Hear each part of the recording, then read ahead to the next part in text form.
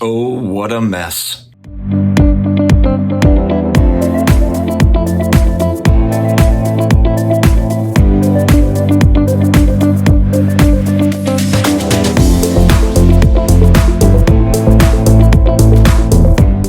Hello to all my sports card collectors, investors, all of my collectibles friends. How is everybody doing?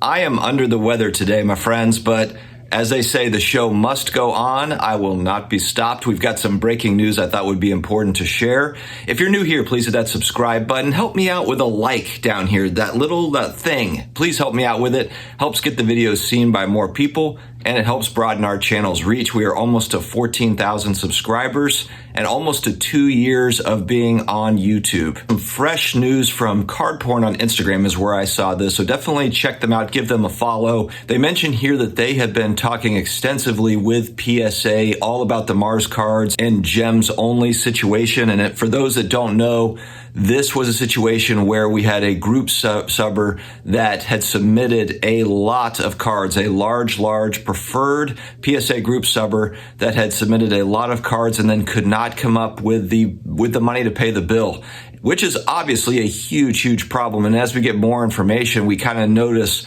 how big of a problem it was. One thing that PSA did come back with, which is really awesome, is that they did say that they're going to grade these cards free of charge for Marx cards customers, but they will have to pay upcharges. So it's going to be the basic grading fees. If there are any upcharges, then customers will have to pay for that, as well as associated shipping fees. It says here that hundreds of customers and as many as 50,000 cards are affected by this situation, which is mind-boggling. When you think about the PSA backlog, you think about, oh, they've got millions of cards. What's 50,000? But man, 50,000 is a lot of cards to be hung up in this situation. Then for PSA having to figure out whose cards go with who and the whole business, I mean, it's going to be a huge task. It says that PSA is still trying to figure out which cards belong to who, and there's no timetable as far as when all this stuff is going to get back. I can't imagine that this is going to all happen quickly. The one thing, though, this has kind of made me laugh a little bit.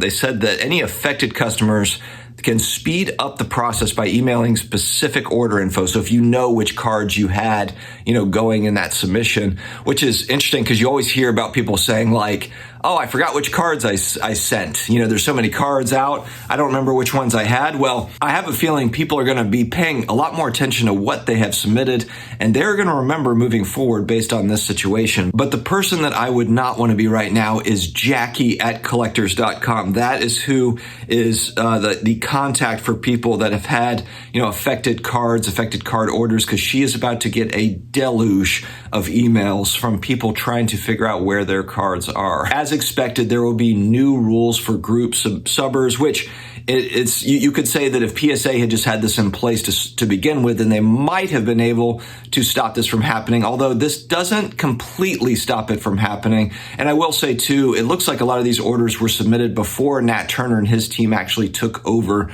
These are over a year ago, some a year and a couple of months. And I believe if I have the timeline right, Nat Turner took over, December, January, February of last year or previous year. Anyway, you understand my point. So I don't think that Nat Turner was at the helm when a lot of these submissions happened. But what they're saying now is that a 50% deposit is due up front from group subbers, and that's 50% of the order fees. Now, the thing is, though, is that even if you are requiring people to put up 50% of the order fees, that doesn't stop people from this still happening, from still kind of blowing the money, blowing the other 50% that customers have given to them. So it doesn't completely solve it. But what is PSA going to do? If I guess they could require 100% of the fees up front. It's possible that they do that. But I think that this is definitely a step in the right direction, so we'll have to see. The other piece of this is they're going to be a lot more stringent on late payments. No more Blockbuster late payments. Remember the old Blockbuster video? The late payments. By the way, those were such a jip. It was like 1 day late. It was like $2 or $3 for a new release. Anyway, I digress. No more late fees. No more late fees. No more late fees. More and more stringent on late payments, and then also no more middlemen. So a group subber cannot pass over to another group submitter, or the account is in danger of being banned. again, kind of makes sense. It has to happen that way to stop this from happening. Their PSA is trying to figure out what steps can we take to not be in this position again, because it's probably a nightmare logistically for all involved. And so good for them for, making changes. And I'm sure if they need to, they will make even more changes. So thanks for CardPorn for doing this work. This is important to kind of help solve this. And we hope to see this get to as quick as possible of a resolution. I don't have cards that are affected, but 50,000 cards and hundreds of customers is a heck of a lot. So unlike me, stay healthy. I'm going to try to get healthy, stay awesome, and I will talk to you again later.